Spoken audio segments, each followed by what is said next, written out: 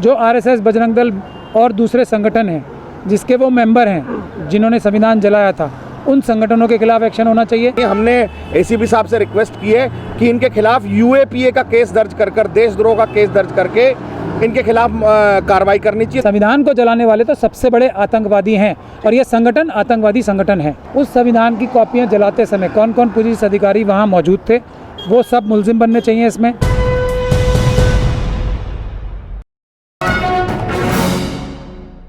ये एक ऑर्डर की कॉपी आपकी स्क्रीन पर है। 2018 का ये पूरा मामला है, जिसको लेकर आज एक बार फिर से सुप्रीम कोर्ट के वकील महमूद पराचा थाना पार्लियामेंट स्ट्रीट पहुंचे। क्या ये पूरा मामला है, इन्हीं से डायरेक्ट पूछते हैं। 2018 का ये ऑर्डर आप दिखा रहे हैं, पूरा मामला क्या है सबसे पहले ये बताइए, और आज पार्लियामेंट स्ट्रीट थाने क्यों आए हैं वो भी बताइए। ये ऑर्डर 2018 का नहीं है, ऑर्डर तो ये अभी का है, पिछले हफ्ते का।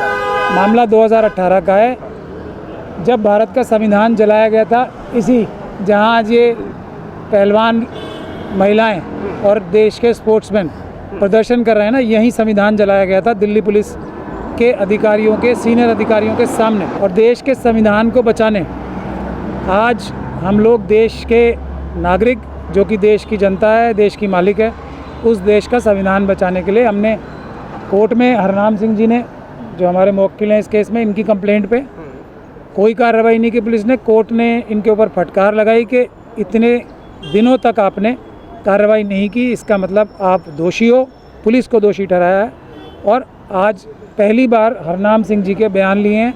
बयानों में हमने जो हरनाम सिंह जी ने कहा है वो ये कहा है कि जो पुलिस के अधिकारी, भारत का संविधान जिसकी वजह से पुलिस अधिकारी भी खुद नौकरी करते हैं या सब शक्तियाँ प्राप्त करते हैं, उस संविधान की कॉपियाँ जलाते समय कौन कौन पुलिस अधिकारी वहाँ मौजूद थे, वो सब मुलजिम बनने चाहिए इसमें।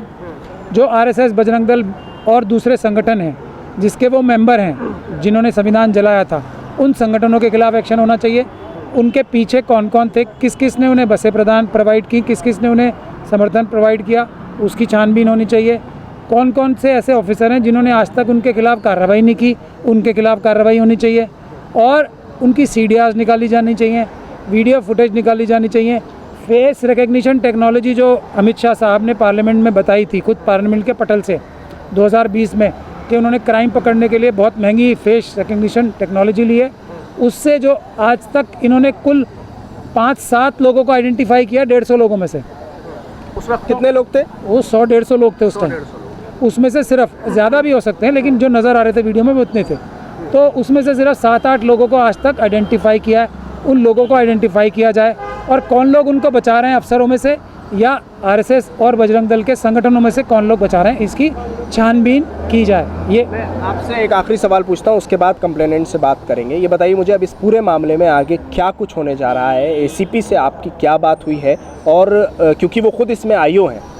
नहीं, आईओ के खिलाफ भी जज साहब ने ऑर्डर किए हैं। हाँ, तभी ये पुलिस कुछ जो थोड़ा इनकी निद्रा जो है वो जागी है और इन्होंने तुरंत आज हरनाम सिंह जी को बुलाया कि आप गवाही दीजिए। मान लीजिए आपके आज 5 साल से ज़्यादा के बाद इन्हें कंप्लेनेंट की गवाही अदालत की फटकार के बाद याद आई है। तो इसी से पता लगता है कि संविधान के प्रति अमित शाह साहब की दिल्ली पुलिस जो है, अमित शाह साहब द्वारा संचालित जो दिल्ली पुलिस के भ्रष्ट अधिकारी हैं, वो कितने संविधान के प्रति जागरूक हैं। संविधान से ही तो हम सब हैं। देश क्या है?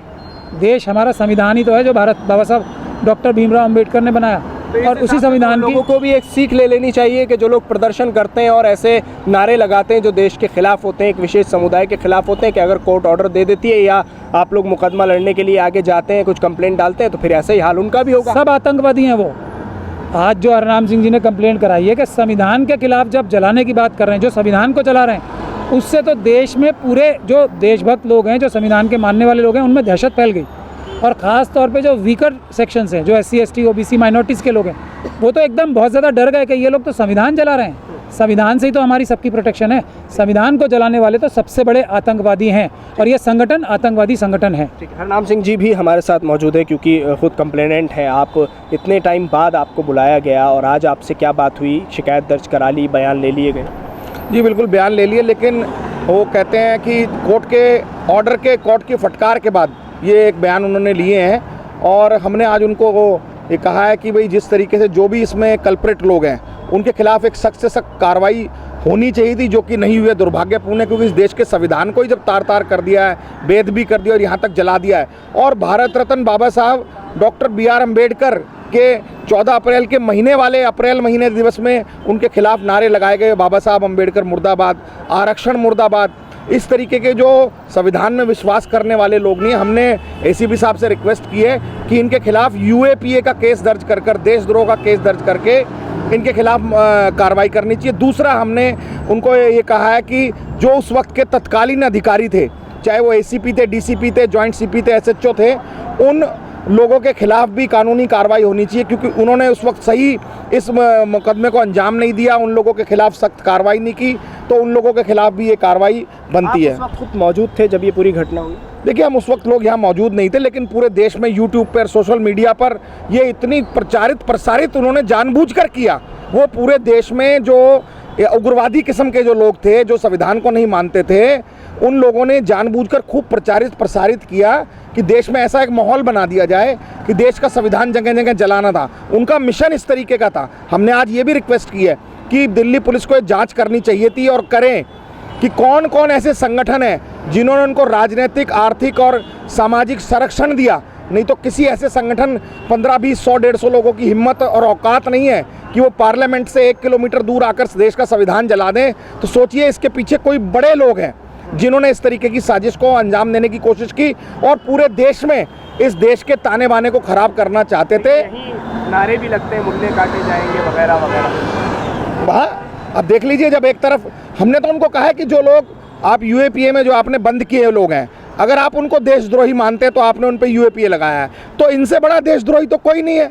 इन्होंने तो सरेआम देश की संविधान, देश की संसद के सामने हिलाकर देश का संविधान को जलाया, देश के संविधान बनाने वाले के खिलाफ नारे लगाए, आरक्षण विरोधी नारे लगाए और उसको खूब प्रसारित किया ताकि पूरे देश में माहौल ख़राब हो, और लोगों को भी उन्होंने उकसाया कि आप भी इस तरीके का काम करिए।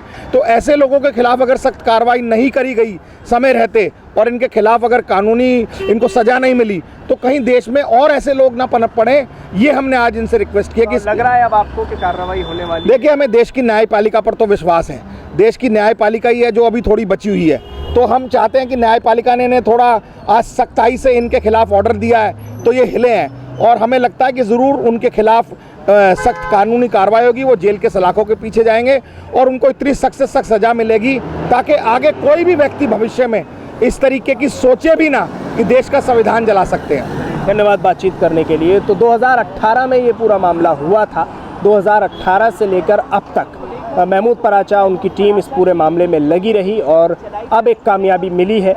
आईओ को भी इस पूरे मामले में कोर्ट ने सख्त आदेश दिए हैं और सबसे बड़ी जो ढील मानी गई है वो भी सामने आई है। लेकिन अब ऐसा लग रहा है कि उन लोगों के खिलाफ कार्रवाई होगी और जो संविधान जलाया गया था उस पूरे मामले में जिन लोगों की भी शमूलियत थी, जो लोग भी शामिल थे, वो जेल की सलाखों के पीछे जाएंगे। इन लोगों की मांग है कि उन पर UAPA लगाना चाहिए, उन पर देशद्रोह का मुकदमा लगाना चाहिए। दिल्ली से कैमरा पर्सन नाजिम के साथ न्यूज़ MX के लिए साहिल नकवी।